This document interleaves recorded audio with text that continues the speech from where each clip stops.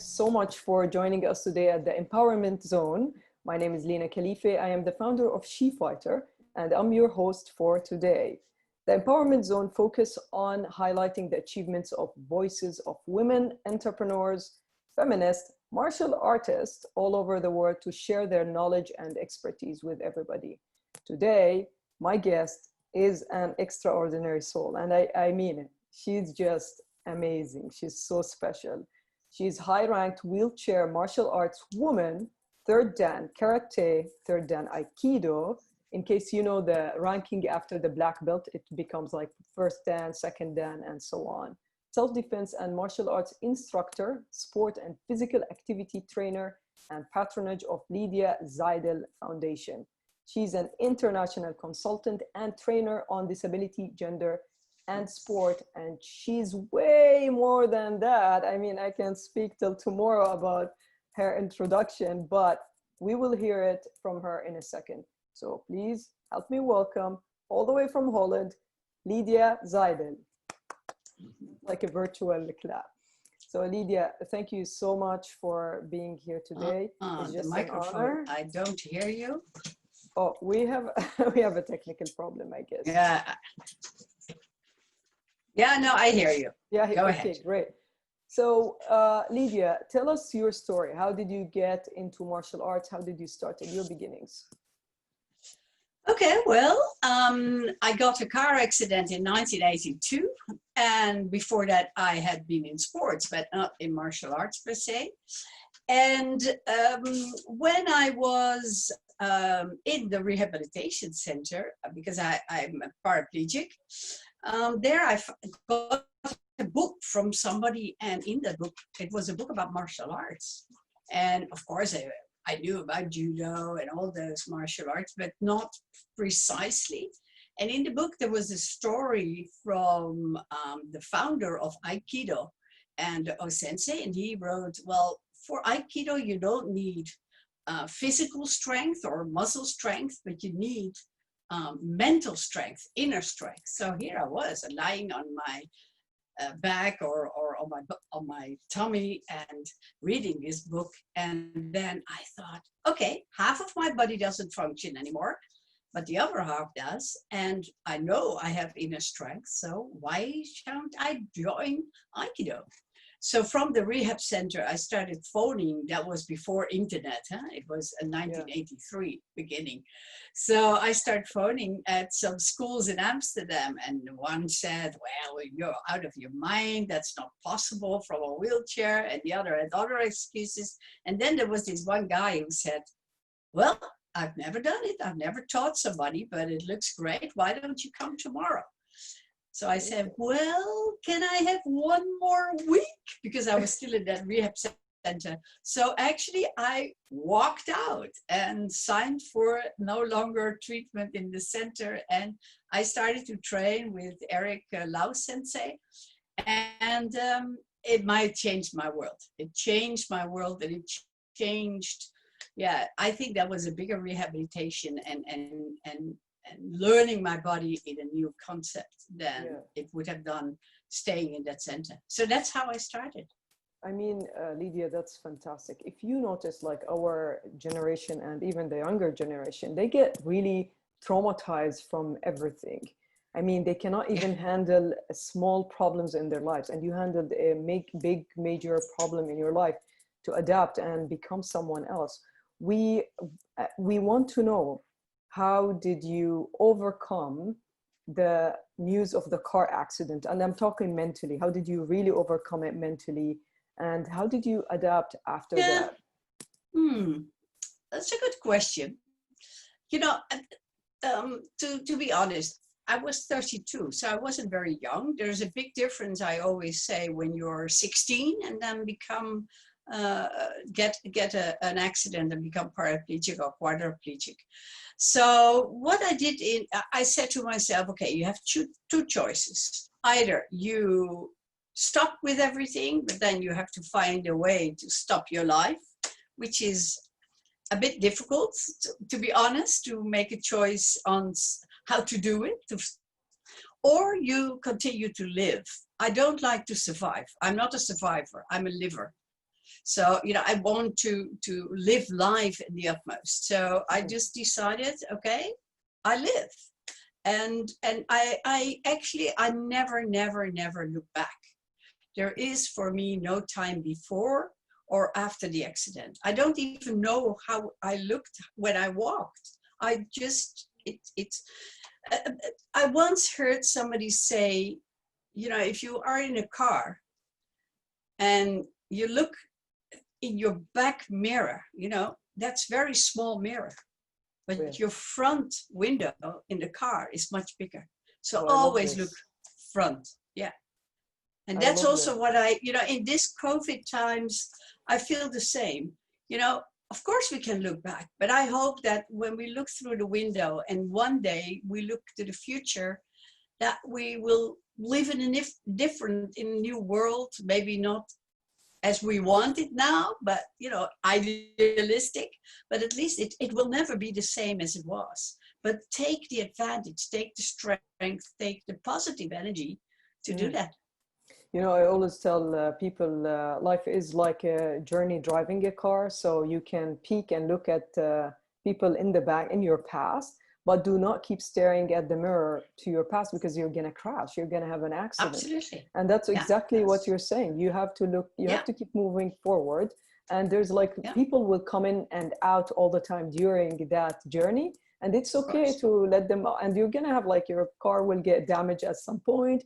You have to work on your car. It's like, it's our bodies and our life is like a vehicle, and you need to take care of it in order for it to sustain longer and to keep going longer.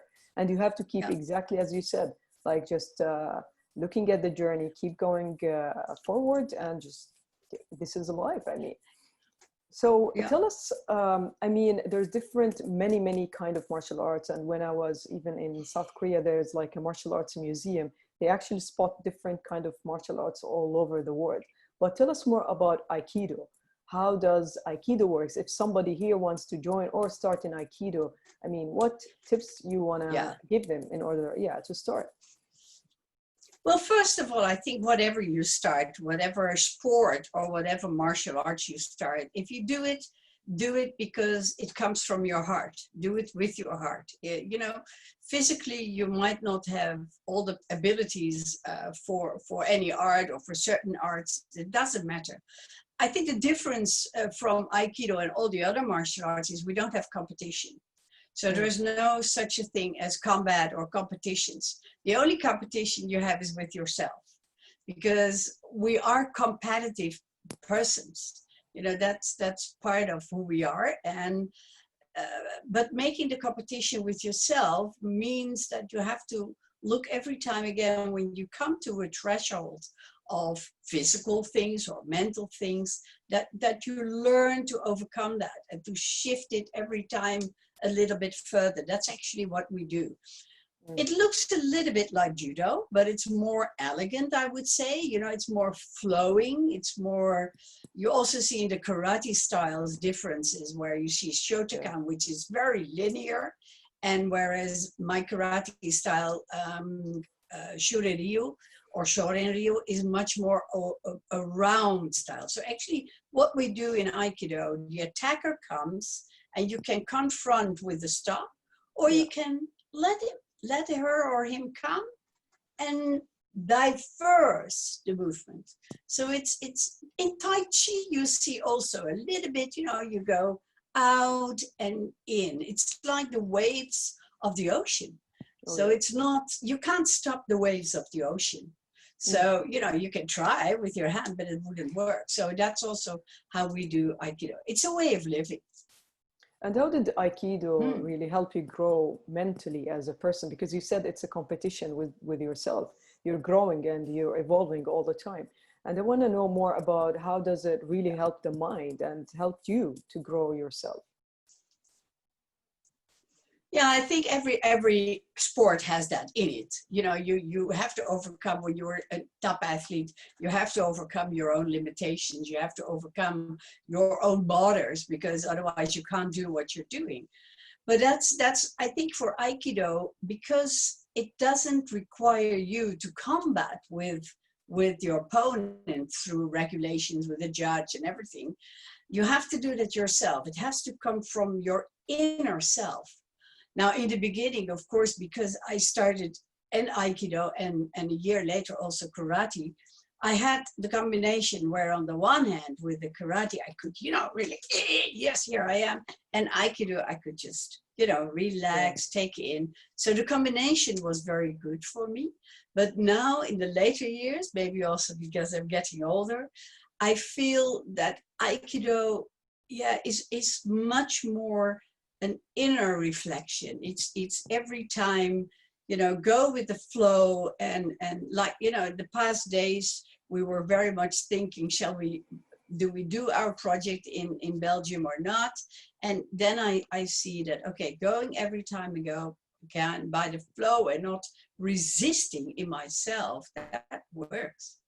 I'm sure that my partners sometimes think it's a lot of, blah, blah that I say, and not always I live up to what I really feel, but I try at least. I try every time to find within myself the positive elements and not to, it can be cloudy outside and I know behind the clouds there must be a sun, so every time again to see the positive elements. And that, I think that is the mental part that I like so much through martial art. On the other hand, Lina, I have to be honest, it has given me a lot. If I wouldn't have become paraplegic at that time or got my accident, I wouldn't have met you. I wouldn't have, seen the world. I wouldn't have met so many beautiful women and men around the world, either through the self-defense or people and, with disabilities. So it has given me so much back. I give something, but I got also so much back, and I celebrate that. So it's a two-way thing. Of course, sometimes some problems in our lives, or we think they're problems, but they actually become blessings later on. But we don't know it until we walk that journey. But I want to say that I met Lydia back in, when was it? Well, like 2015 or 16? Yeah.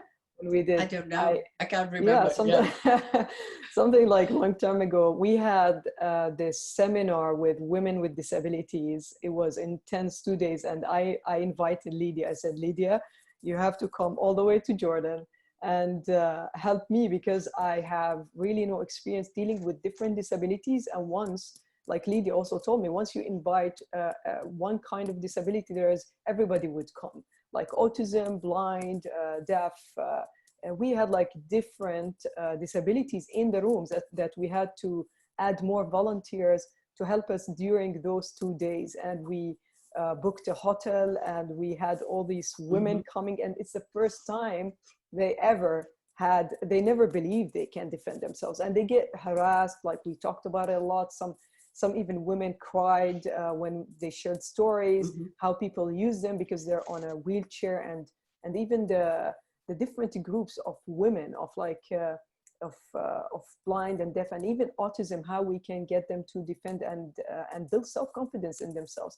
But I remember, Lydia, you said something during the training, when you hold the pads, the target, to them punching and kicking, do not stare directly into their eyes. So can you tell us why you told me do not stare directly into their eyes, kind of a little bit hide your eyes when you're practicing? Well, I think, our eyes are also telegraphing what we feel. So if you feel fear, your eyes will give that. Look, for instance, to little kids that come from refugee camps. If you look at their eyes, you see actually in their eyes what has happened to them. And that's also in situations where you're scared, your eyes can't lie. So by not focusing with your eyes too much on the opponent, you can actually take away for the other to read you. And secondly, you don't want the hatred to come in, because everything that comes into your eyes is something that also comes into your soul. What you see, what you witness, that stays in your heart and in your soul, and you want to avoid that. So the hatred in somebody's eyes, who is your opponent, can also come into yourself, and it can paralyze you in doing what you need to do. So I always believe, you know, look everywhere. Well, don't put your head away, because then you're vulnerable, but look, you know, above, or be, Like or just, here. yeah, or whatever. Yeah. Yeah. I did notice that. I mean, but at the same time, I look at the other's eyes. Definitely. I mean, I did realize that during training, because sometimes they have a lot of frustration and anger in their lives. As you said, all the story, you can actually read it in their eyes, the way they look at you. Sometimes the microphone drops. Oh, so can you hear me now? Is that good? Yeah. Yeah, okay, great. So I noticed that when you really look into their eyes, you also take their energy in.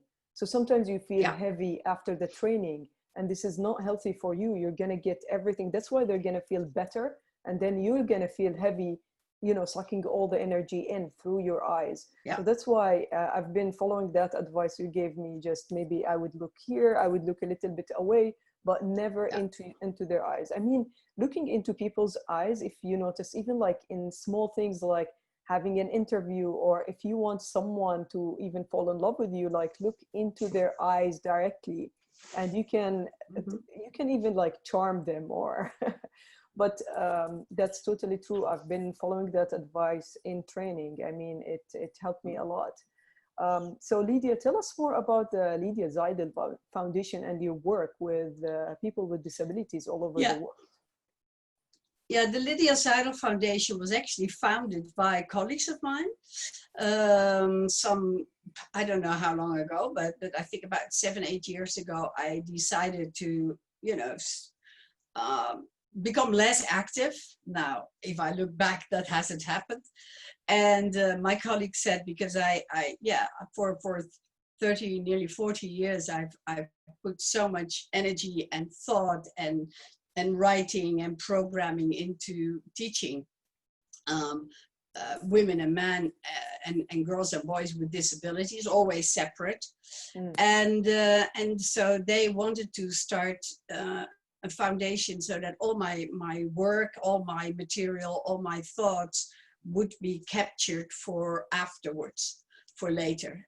Now, actually, the foundation is still giving trainings, and we still work, and we became even more active than ever, because the foundation stepped into several European projects. And also we started a complete different project in Ethiopia and South Africa, where we started the sport and physical activity trainer program for disabled persons, women and men, to become a sports and physical activity trainer, besides of becoming also a self-defense trainer. And so actually we have expanded from Europe to Africa, Asia, Malaysia, and yeah, I thought I was going to retire, but I have the feeling that is not my thing. Let's put it that way. It's not, you know, I don't get happy for, no. Well, you know, I have to be realistic. Of course, I do things not in the same speed as I used to. You know, speed, not, I'm still speedy, but not, you know, so many trainings a year as I used to. But yeah, it's every time tempting again. And then I think there's still so much knowledge and so much anxiety in my head that I want to share with women around the world. And so yeah, no, I'm still here, and as long as I breathe, I probably will do that. And like, you know, the pastimes, you can even do it online and whatever. So no, it's wonderful to share my thoughts and to share my skills with all around the world who are willing to have me. Of course. I mean, Lydia, you're a big role model. I mean, Lydia is a big role model to me. And when I was teaching different places, I would, oh, that's Lydia's cute dog. When I was, the animals, they always have to interrupt all the meetings, right? Even the training. Yeah. But when I was Yeah, when I was training all over the world, you know, I would sometimes, if I feel a little bit low or I feel a little bit tired, I would say, what Lydia would have done if she was in my place?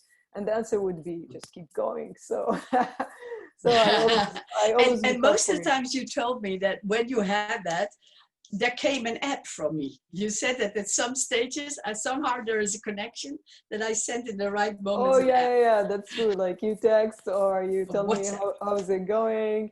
It's exactly Yeah, like all yeah, this connection. It's amazing. yeah. And have like we're more interested to hear if there's like a certain story or like specific story of a woman or a man you have trained and stayed with you along the journey of teaching globally. I didn't hear the last part. Can you repeat that? Oh yeah, I mean, have you? Oops. Oh, can you hear me now? Yeah, yeah, go ahead. Okay, Yeah. great. So have you had like a story of someone or like a woman or a man that you have taught in the past that stayed with you all the time along your journey teaching globally? Oops. Oh, there are quite many. You know, it's the funny thing is there are so many women in the world who started um, doing something somewhere after an encounter with me. Two beautiful women in Germany who started a huge center for where women with and girls with disabilities can go and train self-defense, but also they have a farm and you can ride on horses, etc. But also at the same time, I have to think about Etanish, which is a woman in Ethiopia who lived on the street. And after, you know, I met her and I brought her into the program, she now lives a complete different life. Mm. But the same I can say for somebody I met in Malaysia, and some of the women in Jordania, I still have contact, and I know that one of the women who was in our course is now doing a lot of political work for women with disabilities in Jordania. So, you know, what I always hope that women who come in my courses or who are there kind of find their strength within their self. You know, a role model, I don't like the word sometimes because I don't want them to become exactly like me. I want them to find the strength within themselves.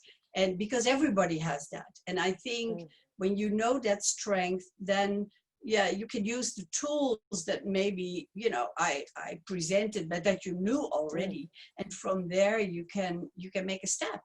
And I see that happen all over the world. And that's fantastic. You don't have to be Michelle Obama, you know, on that level to be contributing to society. There are so many Michelle Obamas in the world. There are so many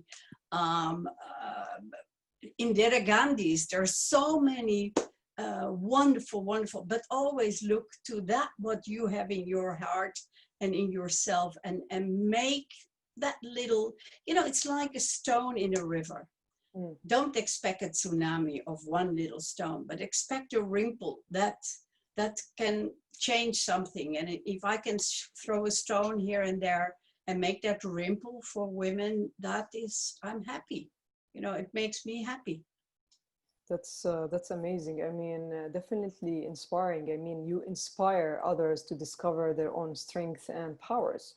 It's exactly It's as you not about said. me, you know, it's not about me. It's not about my curriculum. It's not about if I want to become very rich through this. The money is not important.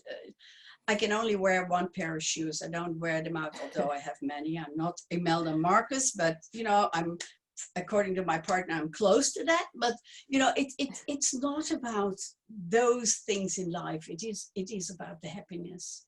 Oh yeah, It's small things. definitely. I mean, definitely. I always tell everybody who says we want to be like you. I'm like, no, don't be like me.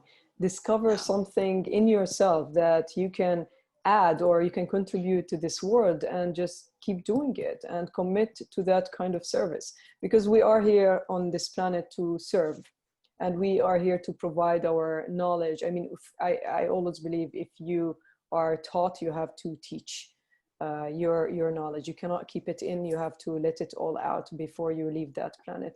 So definitely, I mean, you're definitely is a big inspiration to everybody, Lydia.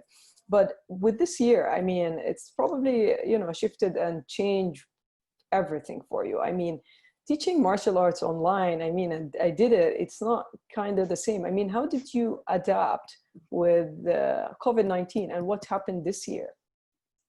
Yeah, well, you know, COVID-19, of course, it is devastating for a lot of people who get sick, for the families who lost loved ones, for the people who get economically pushed back.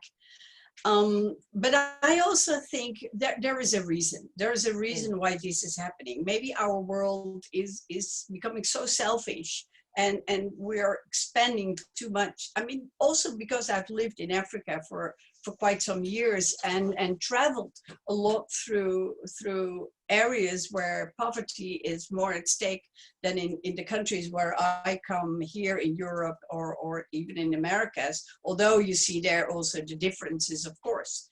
But I thought, okay, what can I do? I was in the middle of a European project, and we couldn't come together because of the lockdown. So then I decided to put the whole module in a 7-week online course, and it is, you know, in a kind of films, PowerPoints, where finally all my thoughts are now written down and in a film, and so that's good. So all the work over the past years, and it gave me so much energy. You know, I got really excited and energetic about it. And at the same time, you know, we take care of two grandchildren, which are not our own, but we call them the bonus. And because their parents work both in hospitals, and my partner helped them with their homework and so everybody was saying, oh, I get so bored. And we didn't know where to find the time to even breathe ourselves, because the whole day we were both busy. You know, she was on her computer with the kids, I was here, or she was with the kids, or so, you know, we had actually, it was great. It was a wonderful time to reflect and to finally do something. And yeah, it teaches us all to, you know, maybe also because of you know, getting an accident at an age where life is still ahead of you. I was 32. I've learned that in that period, you know, my life changed. I lay down. I couldn't do what I wanted to do for quite some months.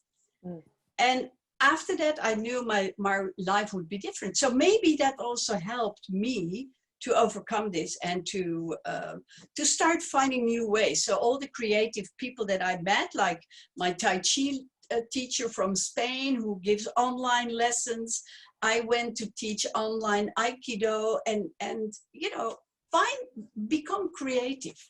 Yeah. Because actually, I couldn't have done my work over the past years if we wouldn't have had internet and computers and everything. This is a way to connect. And of course we want to touch. Of course we all have the feeling, but you can take a dog and touch and hug and whatever, or a rabbit or a kitten, or no, of course we want to hug. But you know, if you live in a refugee camp, you can't hug all the time either. So you know,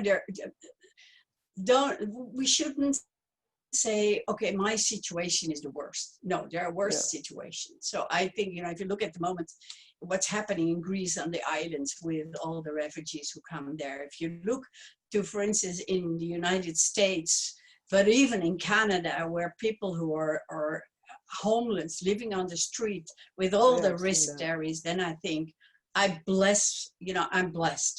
And it makes me humble. It makes me realize that whatever I can give at the moment, financially or through my work, I'll do that. So yeah, we support wherever we can.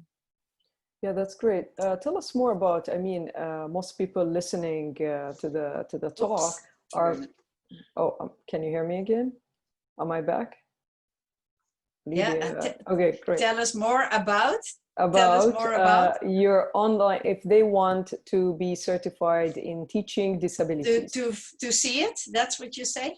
To teaching disabilities. Can you? Yes. Well, yeah. Well, the thing is at the moment that because it's into a project, although there is ownership to the Lydia Zijdel Foundation, I have to figure out with the people, you know, who I'm in that project with, for the ownership and how we're going to do about it. But I'm sure that I hope within the next half year, I can put it online on the Lydia Zijdel Foundation. But also if people are interested in learning this, just contact me, write me an email, and we can figure something out, and I can give you, you know, insight in those films or in that information. And teaching persons with disabilities in martial arts, it begins with your own creativity. If you're a creative teacher, you'll be able to do that. So it's your own creativity, and to also see it as an added value to teaching non-disabled people. So it's fun. Actually, it's fun. I can't kick, but I can kick. Oh. I can't kick, but I can kick. Yeah, I mean, definitely I learned a lot when we had the seminar in Jordan. We even had a session. We were pushing women from the wheelchair, and you told me that's their first time that they, you know, fallen off a chair, and they even have a fear of getting back up. They believe that they're going to stay on the ground.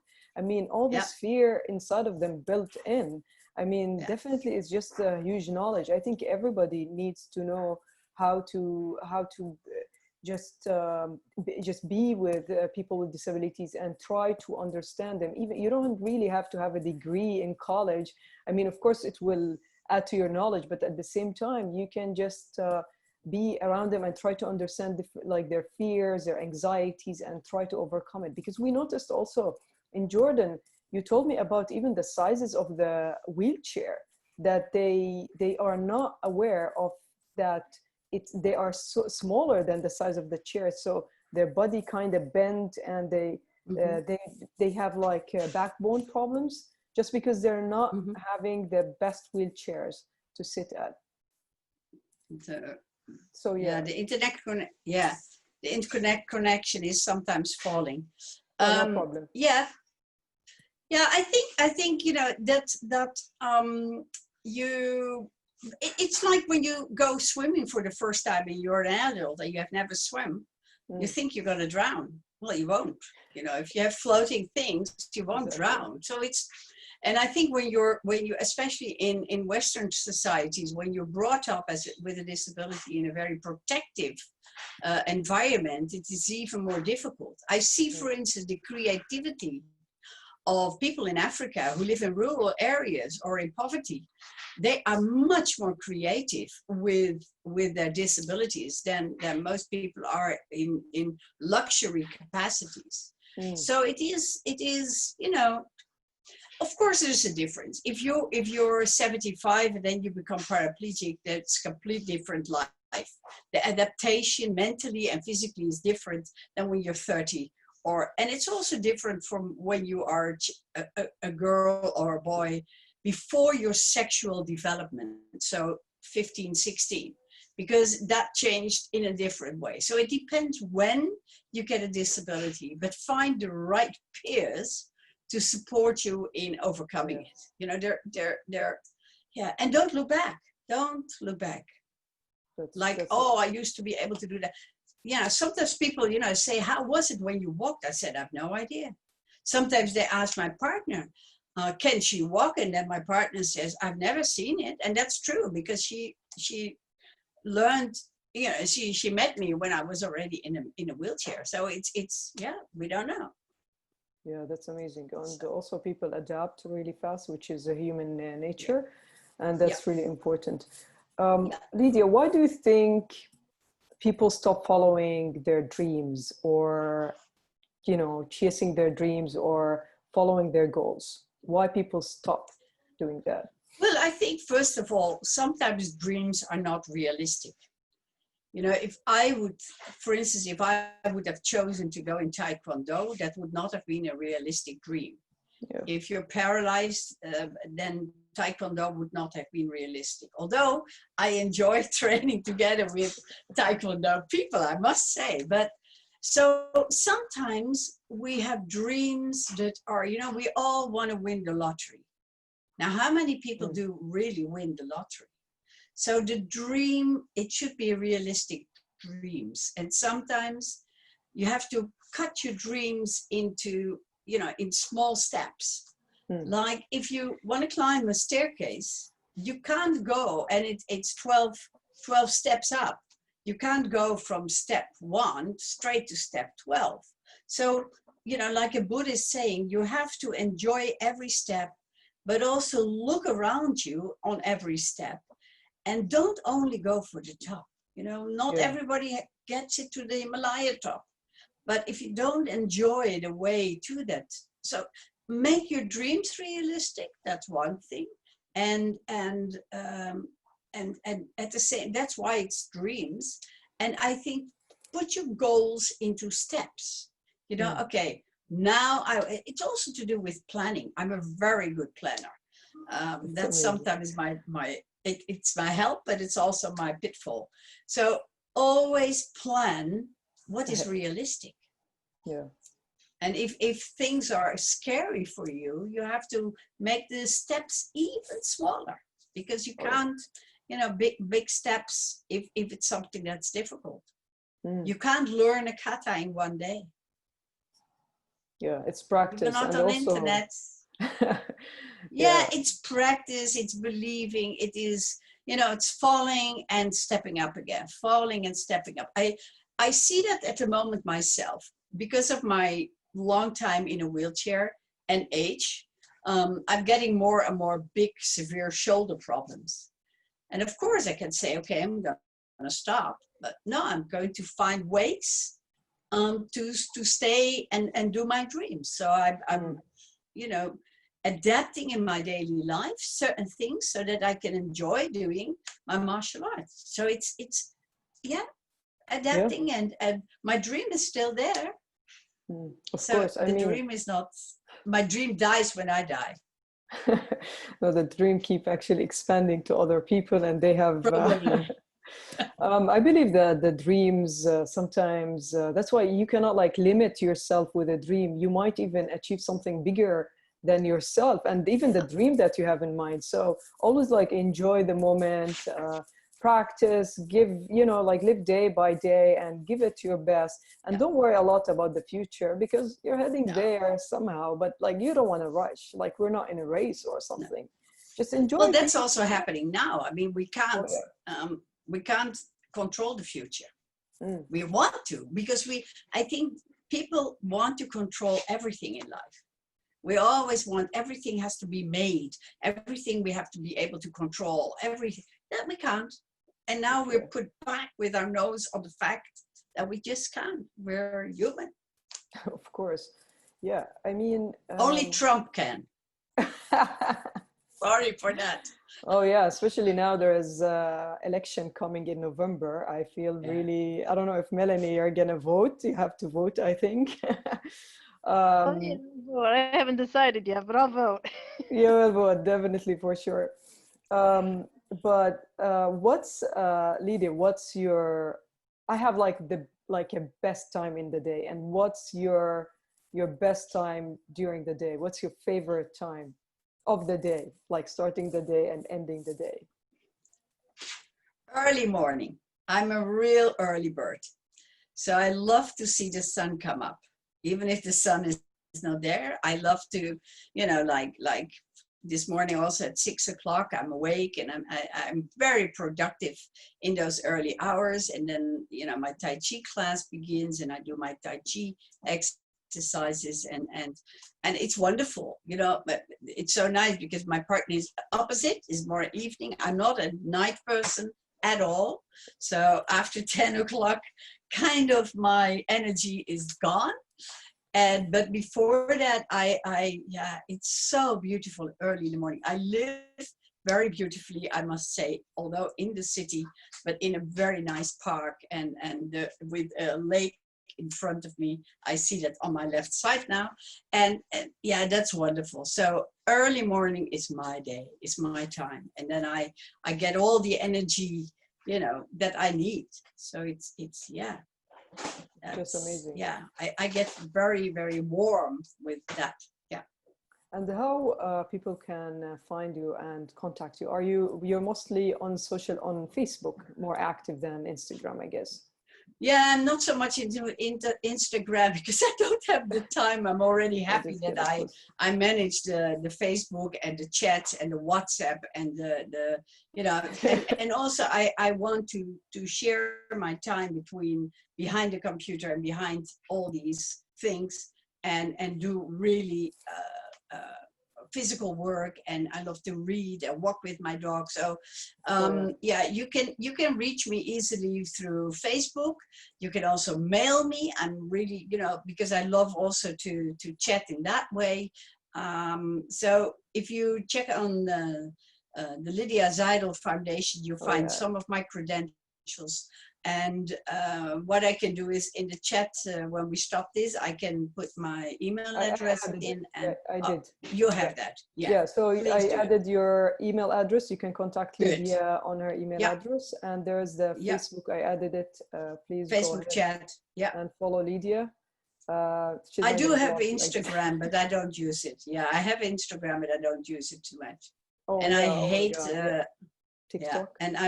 Yeah, and I know no too Chinese at the moment, and and I don't do. Yeah, it's too much. You know, I find it. I want to read a good book every now and then as well. Oh yeah. So yeah. So it's I feel like do everything. Who knows later in my life.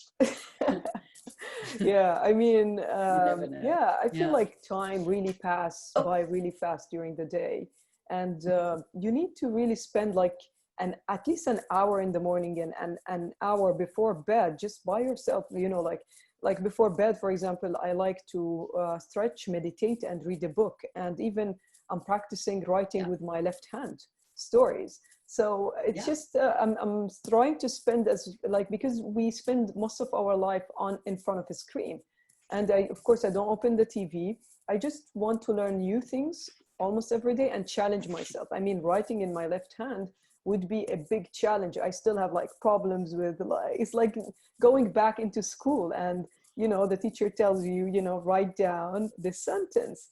It is so challenging because you grow your brain. I actually kind of feel like some vibration when I use my left hand into doing something hard for me, kind of vibration in the brain that I feel it like even in my hair, but not even on my right side. It's mostly my left side because I'm using the left hand. So it's just fascinating. I mean, I always tell people just spend time by yourself. Just don't stay in front of screens or mobiles. It's an amazing way to connect, but definitely you need to keep growing. Yeah. So my bedroom, no telephone, never. It's a forbidden area. Oh, that's better. It can be a book, but that's it. No television, no nothing. No. And no news late at night because it makes you very miserable. Yeah, of course. I mean, just counting no, we don't want to do that. I mean, that's too much. No. Switch off all those, you know, messages on your phone, and because that's also a way not to get depressive. Because I don't want. Once a day I look to the news and that's it. And when there is really an alert, I will get it, and that's quick enough. So no, we don't do that. Yeah, I mean, so that's a good idea. You want to also like have a good night's sleep. If you want to have a good night's sleep, just stay away from everything that will alert your brain. Like one time I even had like TikTok. Like I did not like, but my sister's like, you need to see TikTok, whatever. I was like just looking because it's so fast. It's information so fast. My brain stayed alert and I could not sleep until like 2 a.m. I was so annoyed. For me, sleeping is very important during the day. Yeah. I mean, because I wouldn't be productive the second day if I did not have like 8-9 hours of like deep sleep. So it's very important to not alert your brain. Even if you want to like just wake up during the day and use the washroom. Try not to look at your mobiles, because it just keeps your brain, like your brain will forget about sleeping and will get back into, oh, there is like things going on, interesting, I want to stay up. And then you will struggle going back to sleep. Absolutely. I only stay up if you phone me in the middle of the night, okay? Yeah. Lydia, I mean, we're all inspired here. Thank you so much, really, for joining us, for your time. And thanks all to the audience, everybody who joined today's session. We really appreciate it. And if you want to hear more of that and more guests talking about their experiences, please join the SheFighter group page. It's called now the Empowerment Zone. And subscribe on our website if you did not. I'm sure everybody subscribed. But I'm just very excited to bring all these women. It's because it's all these traveling and the experiences and the women I met all these years. I always said, I wish that they would, you know, share more to the, like, I want to show people how amazing they are. Like Lydia, you have like a lot of knowledge, and I'm sure everybody here got inspired, and they will definitely contact you short. I hope it's not like really fast, because you're gonna get through the day. But I'm very excited about this, and thank you again. And our next guest will be for next week. Her name is Fatima Garci. She's an amazing woman in Toronto here. She has a self-defense studio for women called Sister Fit. So she will be the next guest for next week. Again, thank you so much, Lydia, for everything you do for women and men globally. Keep going strong, and we'll definitely follow your work. And everybody have a great and fascinating weekend. Thank you, Lina. You're a fascinating and wonderful woman too. And to all those who were here, please stay safe yourself, and think about the good things in life, because I know they are there. Thank you.